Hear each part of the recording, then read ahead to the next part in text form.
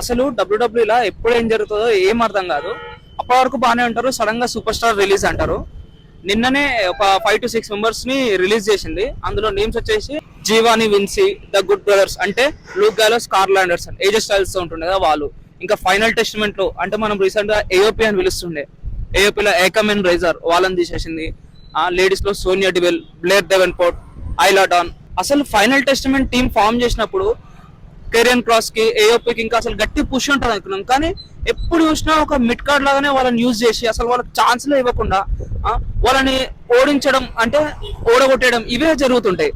The good brothers గురించి మాట్లాడాలంటే ఇప్పటికీ ఒక 6 times రిలీజ్ చేసింది డబ్ల్యూడబ్ల్యూ. మళ్ళీ ఎందుకు తీసుకోవాలి, ఎందుకు రిలీజ్ చేయాలి?